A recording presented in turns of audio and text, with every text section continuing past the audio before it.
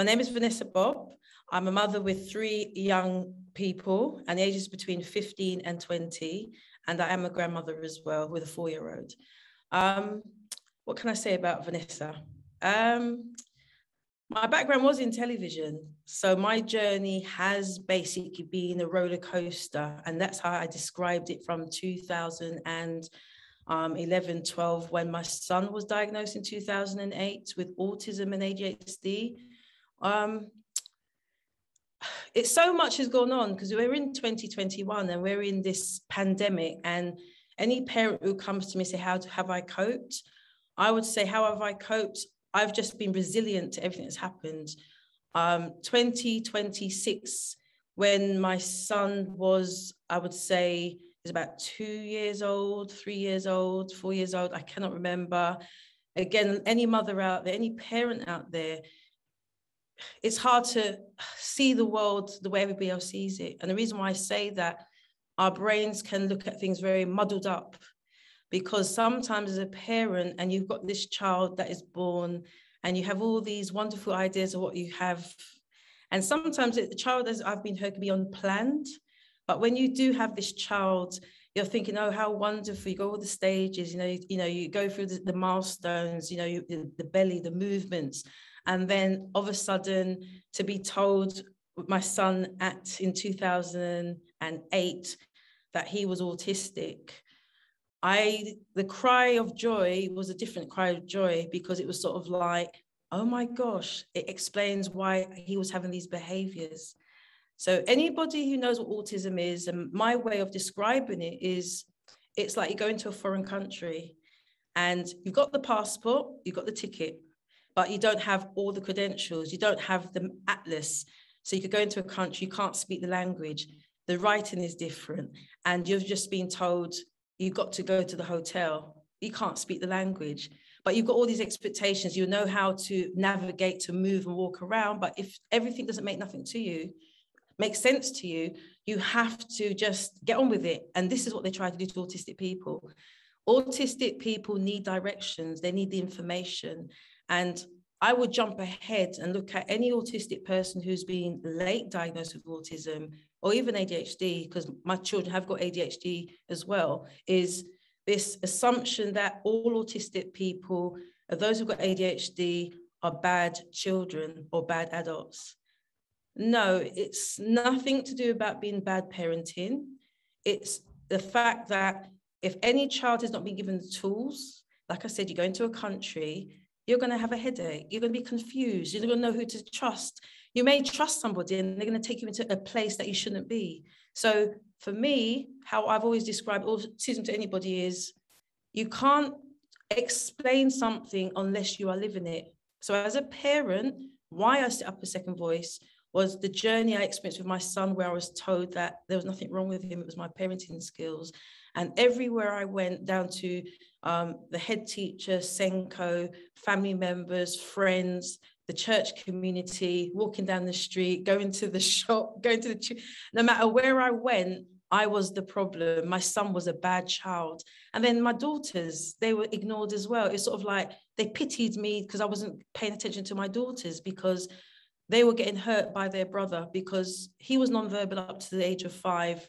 People say, oh, no, he wasn't. But if you look at his reports, they couldn't understand what he was saying. He grunted.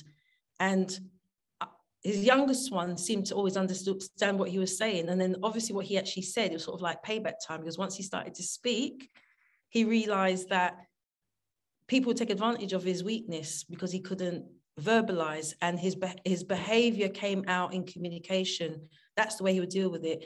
And no matter getting that diagnosis didn't make a difference, I have to say it to everybody. Everyone would fight and say, I want this diagnosis.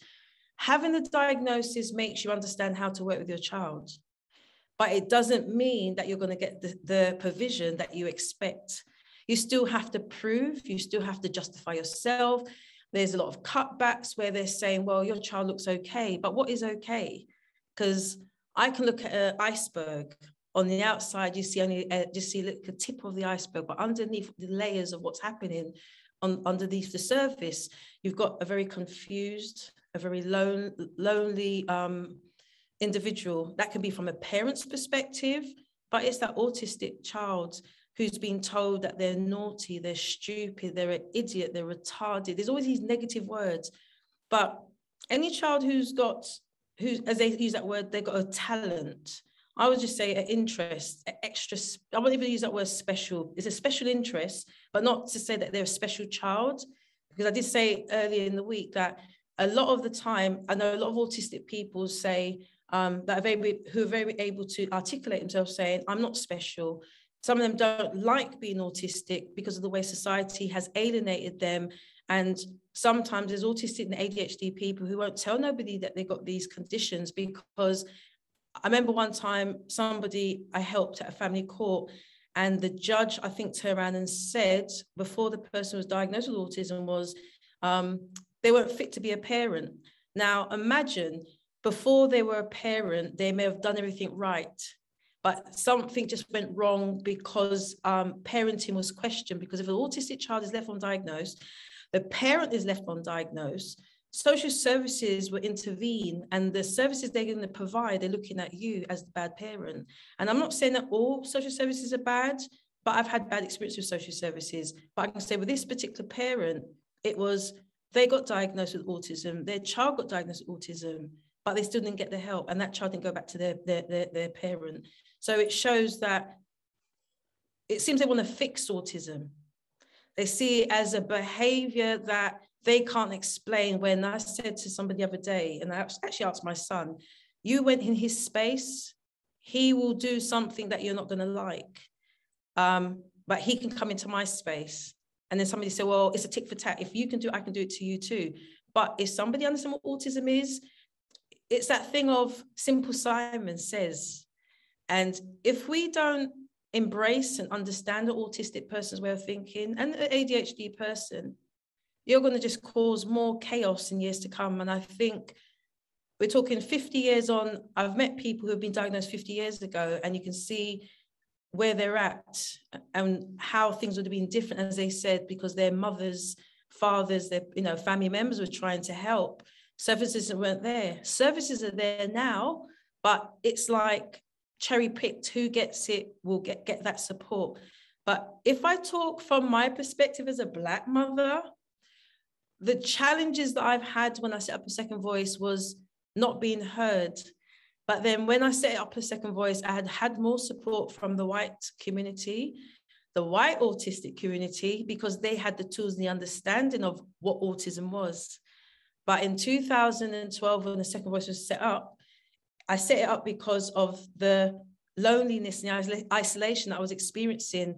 And I was looking at topics like puberty, eating, toileting, sleeping. My son had an issue with sound, and people used to tell me that I made him like that. But then I'm saying, hang on a minute, if somebody had a wheelchair, if somebody had hearing aid, if somebody had dyslexia, if you know they've got dyslexia, the things that you could see, you would make the adjustments. So why is it that every time you say autism, you say, oh, what are they good at? Are they good at maths? But they never realize there's another layer that gets overlooked, and that's the sensory side of things that we need to understand about the 8 senses when it comes to autistic people, anybody who's got sensory challenges. And I think for me, over the years, it's been trial and error. And I always say to everybody, I'm a parent first, and then I'm the professional. But I don't see myself as a professional. I just see myself as everything that I've experienced with my children. I've just said, oh, what's out there? I've looked, it's not there. And then I decide to take it up. Yes, I'm being told I'm very busy, but I've got 3 young people that have got complex needs. And I have got a 4-year-old grandson that, as I said, he would not been born. And I'm not saying that I hate the fact that I'm a grandmother at my age. I just feel that things would have been different for my older daughter. And that was just because, as I said, going back, if anybody knows my story, is I asked for help in 2008 for my children to be told there was nothing wrong. And then obviously when my daughter left home, anybody again who knows my story, when she left at 14 to come back 16, 6 months pregnant, I never knew that I would be delivering my grandson at home. And as I said, every layer, every confusion, every uncertainty, every denied services that was taken away from me or missed opportunities. I don't think both my daughters would have been late diagnosed in 2008. As I said, the youngest was diagnosed in 2017, with autism, ADHD, epilepsy within a 12-year, 13-year gap. The older one came home, and the week I was delivering my grandson, a letter came in the next couple of days, and she had a diagnosis of moderate language difficulties, which I would not have known. So it shows that any parent out there, any professional out there where a parent says, I think my siblings may have a diagnosis, don't rule it out. You need to make sure that you get the help. Because I've seen where my daughters at the age of 5, and I think it was 5 and 8, and I remember my youngest, both of them turned around and said, it's like it was an excuse for the brother's behavior, but at the same time, the trauma, the hurt, the friends who was told that you're not allowed to come to our birthday party because the way they felt that their brother was a nuisance. And I'm saying it as it is because I know, and I just think that any parent who says, oh, my child is fine, I'm sorry, you're lying. Because if we are as parents are no longer going to be here, we die tomorrow. If autism is a subject that is still being used in the way as a way of saying it's a meal ticket for something, it's not. But I do have a problem where, and I'm saying it, everyone talks about celebrities that are being diagnosed and they're highlighting it, but they're not talking about the grassroots, those who are at grassroots that have been diagnosed with autism, who don't have the finances, who don't have the resources, who don't have the know-how, because in the world of autism, they always see the middle-class white family with a diagnosis. So those who are poor white families don't see themselves in that bracket. So there's a lot of divide in the autistic community. I'm not scared to say it because I've seen it with my own eyes, where I've done lots of, as you've said, I'm a very busy person, but I'm only busy because some individuals, some groups don't want to work with each other. So I have to do certain events in a different way that it's catering for certain communities, because sometimes certain people don't want to work with certain people, and it is hard to take on, because I think if we all could come together to work in unity, is that thing of, I'm not going to use the puzzle because I know autistic people don't like the puzzle, but if we all came together and we joined together, doesn't matter where you are from, we were able to fit that gap. But what's happened is everybody's working in isolation, and sometimes I think there's a lot of competing going on. And that's why I always say to everybody, all I want is somebody to listen to the autistic people. But at the same time, if that autistic person is not able to verbalize, is you find tools, communication tools, like you said earlier, PECs, Makaton. If you can't afford it, then we've got to find somebody who's willing to do it out of pro bono. I'm trying to make sure that, I can look at workshops that we've got somebody signing, because there's some autistic people who are deaf and they can sign, and verbal isn't something that they can do. So when we talk about accessibility and inclusion, we've got a long way to go. And I think I picked up on that, meeting lots of families, meeting lots of autistic people, talking in different cultures and communities. When I use that word culture, because my daughter keeps saying, no, that's, people misuse it in the wrong way. Everybody's family traditions and how they've been brought up, whether they're Black, white, Asian, we've all got something different. But the problem is when they say autism is all the same, no, it's not. Because if we add race to it, then you can start seeing the layers. But as with me, I have been told I've been racist on Twitter. I saw it in the week, and all I was basically saying is that the Black autist voice needs some help, because if we're not being included, or there's this inequality of where I go and I don't see people that look like me, and they're saying, Venessa, how can we outreach to the Black and Asian dual heritage community? Then I'm going to say, this is how I'm going to do it. But if the people are not there to do it, and I'm doing it on my own, and I get attacked for it, I get it, because if you're not in it, you're not going to understand it. You've got to be in it to understand it. And I think that's why I think people may say, yes, I'm busy. It's only because I'm trying to find like-minded individuals like me who are autistic as well, because there's a lot of Black autistic people out there who want to be part of the the speaking network. But again, how are they going to be out there if they're not invited to these places? As I said, I'm getting to know more, and that's only due to being in COVID and in the pandemic, because social media now has become a very powerful tool. Like with me, how I've got to meet you, through kickoff at 3 with Michael and Ashley. If I never have met them online, I don't think I would have met all the wonderful people that I've met. So again, it is about just understanding the individual, understanding the family, but then when you're working with people that are in a different community, when I mean you're in a different community, they're not in your community, is you've got to do your homework. Like I said, you go into a foreign country and if you're going to turn around and say, go that way and go this way, it's not going to work. We would understand if we've got used to living in a certain community. But for somebody if you don't see somebody that looks like me, talks like me, understands me, that young person, whoever it is that's got that autistic child, is going to grow up in trauma. And I think that is what's happened to me over the years, is my life has been chaos. It's been confusing. I found it hard to trust people because I could see beyond where you're saying that you're there to help, and then I only see you here this week, and then about 2 years later you're saying, oh, hi, but where were you all the other years when you saw me when I was at my worst? So for me, I'm not going to discredit anybody or be hating on anybody, but as somebody did ask me the other day, how do you feel when certain people don't believe your son is autistic? And my response is, I don't need to worry about what they think, because my son is able to verbalize how he feels. But there's a lot of families out there don't have a son like my son who can say, Mum, this is what the person did to me. And that's the sadness about it, is if your child is not able to verbalize and they can't communicate. And if they are in a children's home, because my son was in a residential home for 6 years of his life, but I would make sure that I saw him every other week if I could, or I could be on the phone, and the school made it their duty, because my son, I didn't want him to feel that he was being rejected. And that's the thing, the choices that we make as parents, we can think that we're doing the right thing, but if we're listening to what other people are saying about how they've worked with their neurotypical child, their child who doesn't have a diagnosis of autism, and it doesn't work, it's not you can blame the person you got the information from. You've got to look at yourself, because you've got that choice.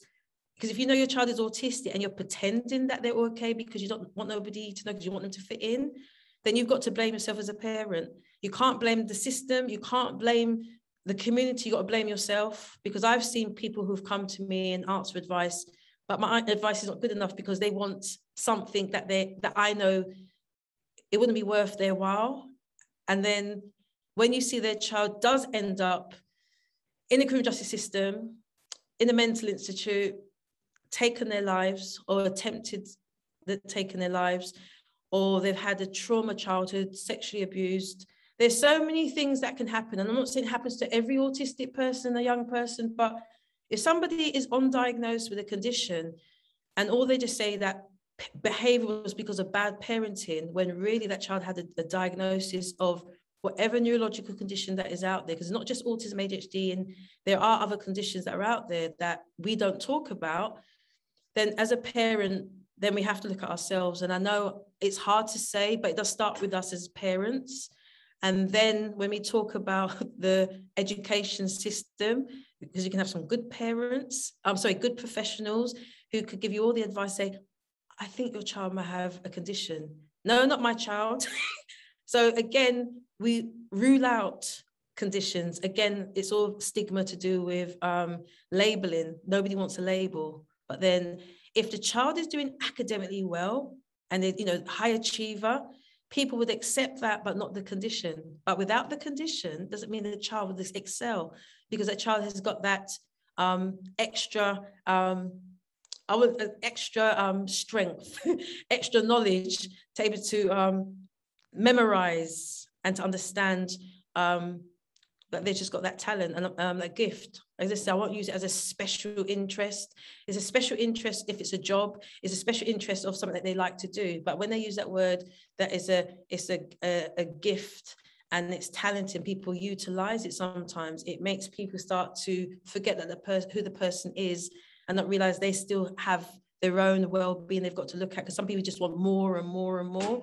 And I just feel that we just got to be very careful that when a young person is doing well, is that we don't overwhelm them with so much information, because that autistic young person may go back home, and communities and society won't see when that child is having a meltdown at home or shut down, because the parent may have pushed them, or the school may have pushed them, especially if the child, again, is undiagnosed and so is doing really well in English literature or maths or whatever it is they're doing. And then the young child or adult is having a meltdown, and they think they're having a mental breakdown, or really what it is, they're overwhelmed because you're giving them too much information, too much people, it's hard, it's complex. And I think that's what I've learned over the years. And as I said, we're in this new world of pandemic, and the autistic voices have come out and they're speaking for themselves. And whether people don't like it or not, autistic people still got a voice. A lot of them have got very strong opinions. And when it comes to injustice, they will fight you till they get the results. And I know that because I've seen how my households can be very challenging. It's like I've got 3 lawyers in the house, but I think most of the time it's the 2 youngest that win. The older one, sometimes I think her way is just walking off. And I'm sorry to my oldest one if I've said that, but it's true. She may walk off because that's the way she can do it, where the other 2 they'll put up a fight, and they're not going to back down. So I have to be, come on guys, be quiet. And I look back over the years before my son had a diagnosis, then to when both of them ended up having a diagnosis of a neurological condition, then to have my grandson. I've just realized how complicated and how complex my life is. It takes for people to tell me, how do you do it? As I said, if I wasn't at the church I was attending, I think I would have been in the hospital by now. I really, really think that I would have been in the hospital, because I read my files, I've seen my files, I've seen how they see me. I've had people come and talk to me not knowing I'm Venessa Bobb, and they're talking not nice things about me because I'd always change my hairstyle. So I think, well, that's interesting because I'm Venessa Bobb. So yeah, it's quite interesting how people can make assumptions based on what they see, not really coming to the source. And I'm a very transparent person, and I'm a very honest person. Yes, people say, Vanessa, you sure you've not got autism or ADHD? Maybe I have, but I'm not going to say I'm self-diagnosed myself, because some people do it. That's their choice. For me, if I'm going to do it, I'll do it properly, because like I said, I've met some people whose children have been told they have got a diagnosis, and they found out that the child didn't have autism. They probably had fetal alcoholic syndrome disorder, or they had, is it glue in the air? Because they had the behavior, so the child couldn't hear the person speaking. So it's not to say we're ruling out that everything you see is autism, but we have to be so careful, because again, everybody seems to think every behavior is autism. You can have a sensory condition, sensory impairment condition, but you don't have to have autism. So this is why I think as parents, not to think everything is autism, but to do your research, get the information, talk to people, because again, anybody who's seen my presentations, and I've spoke about sickle cell anemia, I'm not very clued up about it. I know enough to know that it affects the Black community and Mediterranean, because obviously the sun, anywhere where there's hot sun, I believe, I may be getting it wrong, so please don't take me on it, everybody out there. Yes, I am Black, but doesn't mean I'm going to know everything, because it doesn't affect me. So it doesn't affect you, you're not going to take interest, but I know because I've had a young man who had autism and sickle cell anemia, and I saw how when we were supporting this young man, I had to make sure he can go back to his mother, because when you ask him a question, he said, no, I didn't have it. And then you speak to the mum, oh yes, he did, he had it last week. So this thing about, you've got to be careful when you're working with autistic young people, especially if you've got other conditions. And then you've got vitamin D deficiency. Another thing, it took my daughter to have a major seizure in 2017 before she had a diagnosis of epilepsy, but it took about 7 to 8 months before she had a diagnosis. And again, looking back in primary school, I was guilty of it, where I used to think she was messing about. She said she couldn't remember her homework. And that's where she was having this absent seizures, silent seizures. So in March 2018, when she got diagnosed with benign Rolandic epilepsy, which she grows out when she's 16, so she's 16 in January, so I'm hoping and praying that she does grow out of it, is all the time when she was told that she was pretending that she couldn't listen, you know, all these things. And it just shows how much we misunderstand what autism is. It's not just about the behavior. It's everything to do with the memory. It's to do with personal space. It's to do with food, dietary, sleep. As a parent, one day your child could be the loveliest child. The next day they could be the horriblest child, like any child. But it's what they can do that can make you want to run away. I'm saying it very openly. I want you to run away from my children. I just want to put on my coat, run away, and not come back. And then when I go out, and I have done it where I've just gone out just to get a breather, because again, social services, oh, but you're being unfit. No, if we don't get the help, I'm a single parent. Where do we go? Where did we go in COVID when our children, we were locked up with our children, where we weren't getting help before COVID? Then in COVID, we're not allowed to go nowhere. That's when parents found out what autism was in the household, because if the school have got it right, where the behaviors have been sorted because they got routine, and they come into a household where they may be in a 1-bedroom flat, 2-bedroom flat, or overcrowding, not by neglect, but by choice, or not even by choice, because of overcrowding, because the housing, again, I've even touched on housing, because housing do not believe that these children are autistic. I know that the pandemic caused mental strain. It challenged relationships. Whoever was the breadwinner in the house, they stayed at home for the first time and they saw how their children were acting. And then they would think, oh my, is this what you had to put up with?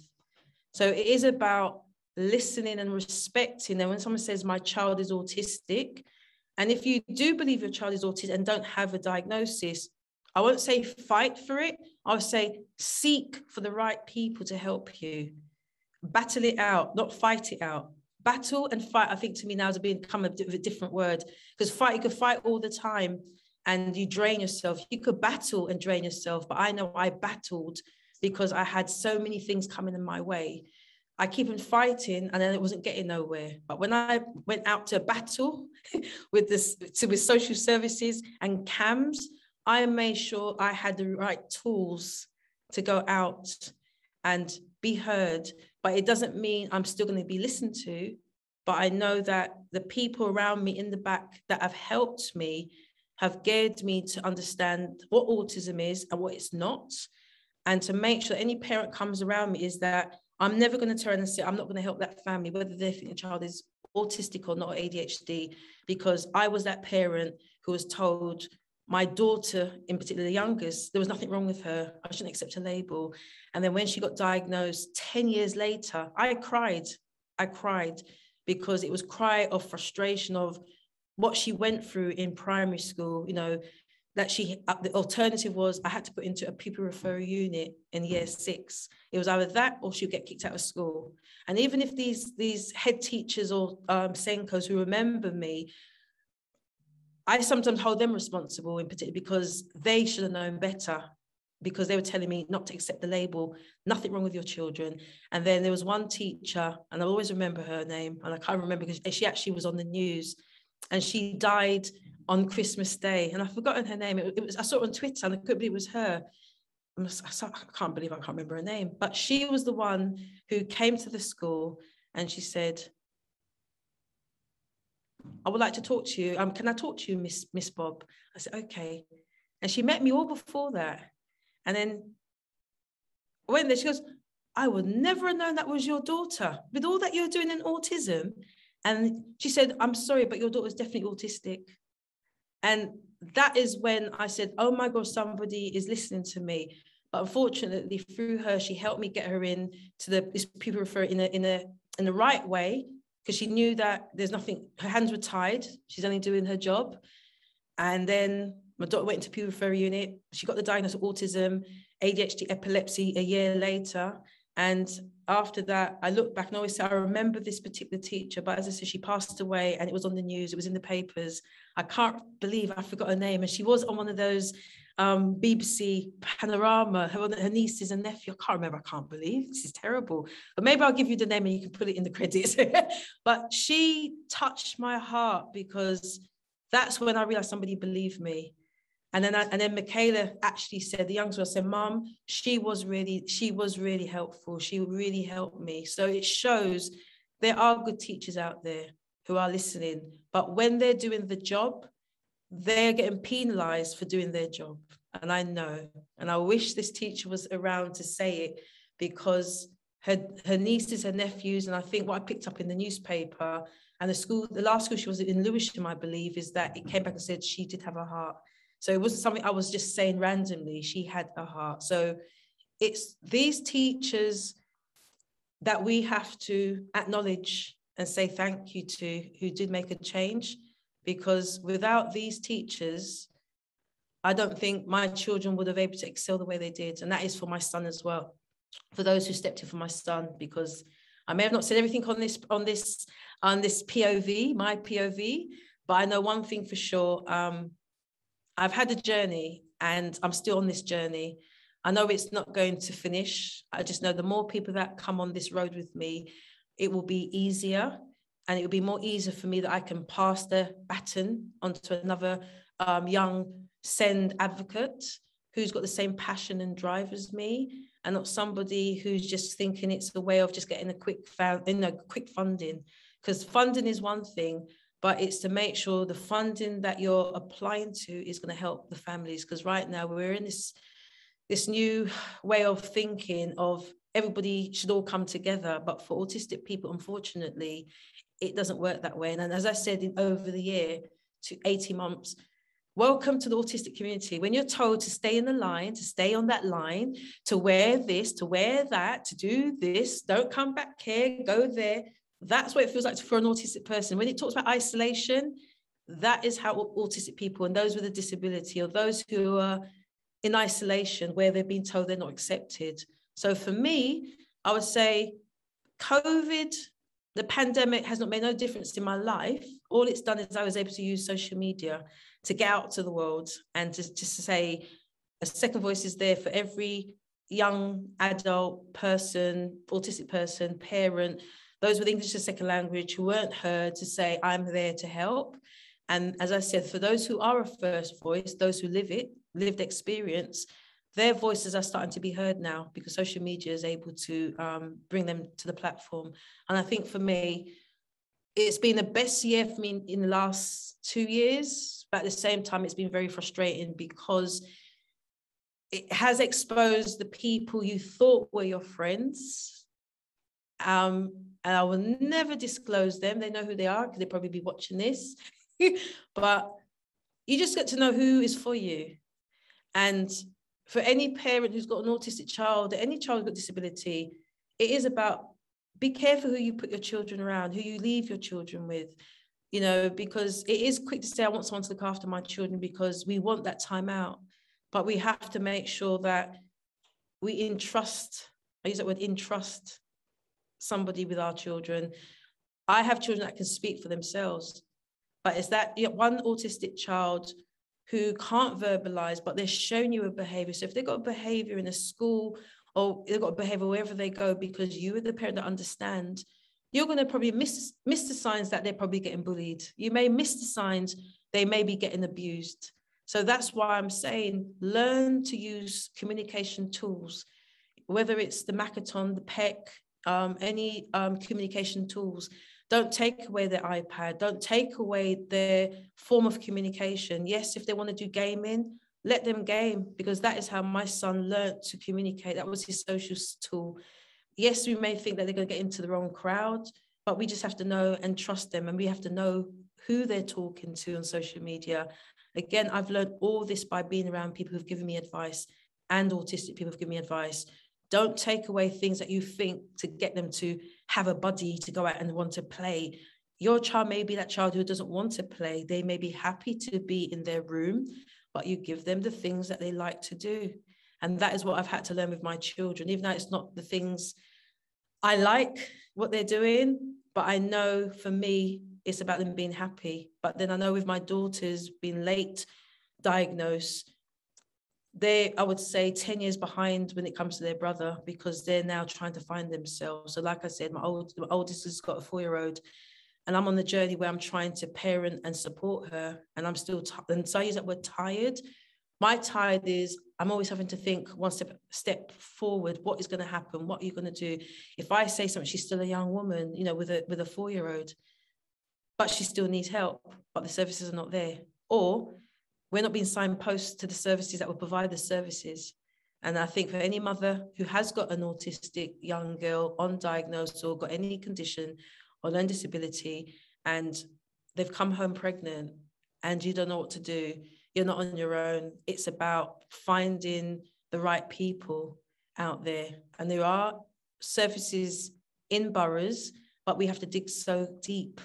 So midwives out there, NHS, CCGs, the clinical commissioning groups, and the children's centres, early years. If you do know of any young mums out there who have got a diagnosis of autism or learning disabilities, social workers are not the way forward to say we're going to take the child away. And I'm not saying it as a, I'm just saying it in the way of easy target, but autistic children young people can look after their children if the tools are put in place. As I said before, if you don't give them the manual, they're not going to know. And it's about being respectful, because if they have got the ability to go to school, to learn the education, and they are going to have sex and they're going to come home and have that baby, we, the parents and the organisations, need to come together to help them. Social workers coming in, taking away a child is not the way, especially if that child may have autism themselves. It's such a complex condition, and that's why I think we need to just be careful not to take away something which you don't understand. And I think that's more of how, and I see my world is through my eyes of autism. It's going to always be the way it is, and I'm not going to change for anybody. Apart from anything I'm going to change is that I just need more people to be on the same journey. I think that's it. That's more of it. More people on the same journey, not me, myself and I, but me and the troops that are going to come along. And when we all go out to the communities, we're all coming out with the same voice. And then when we all come back together, whether it's in Spanish, Portuguese, Irish, the Welsh, you've got the Jamaicans, the Africans, when we come back together, we're able to come back and we're talking about autism. I'm not saying race is not relevant. It is relevant. Now, I was actually told the other day, race and autism is not relevant. It is, because of the isms that people will face if they don't live in that country, because they are going to feel very isolated and unheard. And I think we just got to embrace that word. Yes, it may feel uncomfortable, but again, it depends who you talk to. Because if somebody's got that thing where I was told I've got a chip on my shoulder, I've got attitude and I'm racist. No, if I'm asking for a service, it's not a special service. I'm just asking for a service that has not been offered because it's never been put forward, because nobody else has asked for it before. And I think pandemic, again, as I said, has highlighted why race, ethnicity and culture needs to be spoken on. And again, that word BAME, I don't use the word BAME, Black, Asian, minority ethnic community, as an acronym of BAME. If you want to direct to a community, just say it as it is. But unfortunately, when we just say Black community, people feel that we're alienating the other communities. They will say, oh, well, we don't put white community, but there's a reason why they use the word to describe a group, because there's a lack of. And again, look around in your organization. If you don't see somebody that look like you, that means obviously there's a lack of, and there's inequality in your organization. And I think that's really more of I can say. And that is the second voice. And this is me, Venessa Bobb.